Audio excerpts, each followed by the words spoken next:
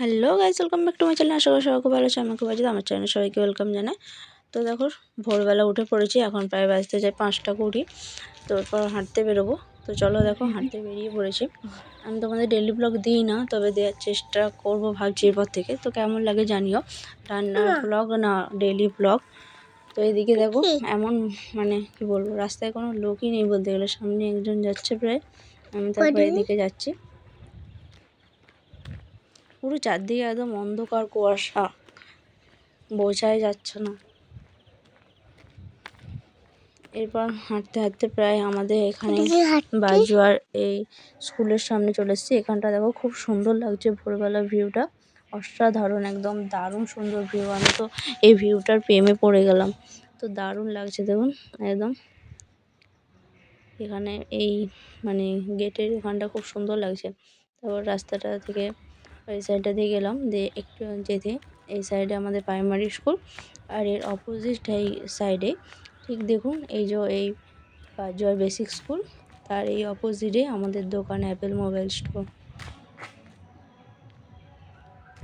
তারপর ওখান থেকে আগিয়ে অনেকটাই প্রায় চলে এসেছিলাম। এরপর একা একা যাচ্ছিলাম, কেউই নেই আমার সাথে। তো দেখুন খুব সুন্দর লাগছে। মানে ডেলি ব্লগ মানে কি, আমি ডেলি ব্লগ করিই না বলতে গেলে। তো সেই জন্য আমার একটু মানে লজ্জা লাগে। মানে এখানকার সেরকম মানুষজন না, তো আমি তো গ্রামের দিকে থাকি।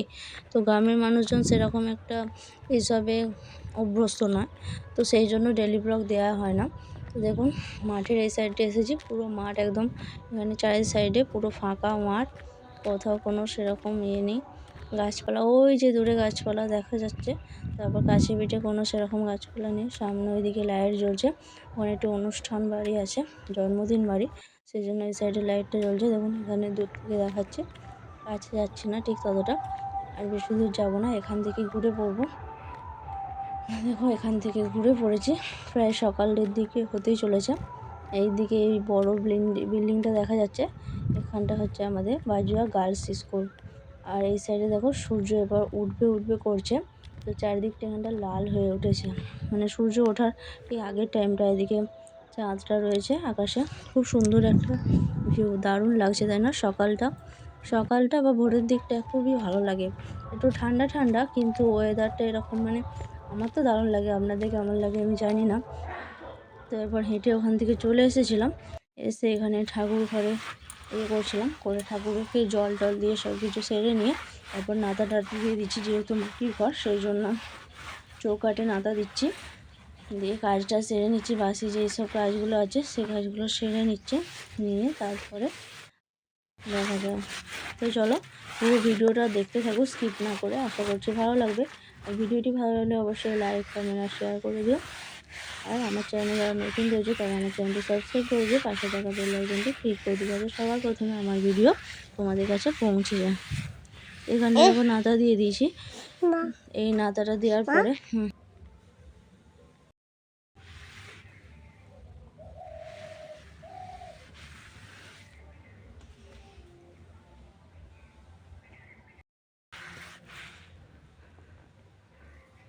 এখানে অনুশালটাও নাতা দিয়ে দিয়েছি, দিয়ে এই সাইডটা নাতা দিয়ে তারপরে এই দিকটা দেখো দেয়ালটা ভেঙে গেছে, আগের ভিডিওয়ে হয়তো দেখিয়েছি।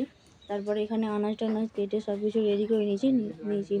ছাতু কেটে নিয়েছি, ছাতুর ঝাল বানাবো, শিম ভাজা, বাঁধাকপির ঘন্ট, আর বানাবো শিম আলু বড়ি বেগুন গাজর সব কিছু একটা আনাজ দিয়ে তরকারি।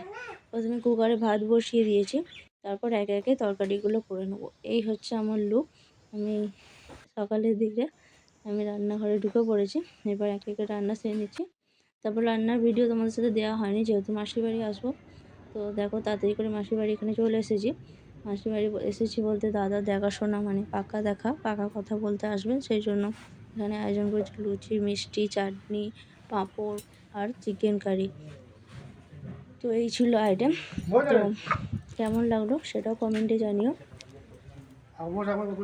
আমি রান্না করিনি, আজকে রান্না করেছে চিকেনটা মেশো, সেই জন্য তোমাদেরকে ভিডিও দিতে পারিনি। তো আজকের মতো এইটুকুই, আবার নেক্সট ভিডিও খুব তাড়াতাড়ি আসছে। Thanks for watching, tata.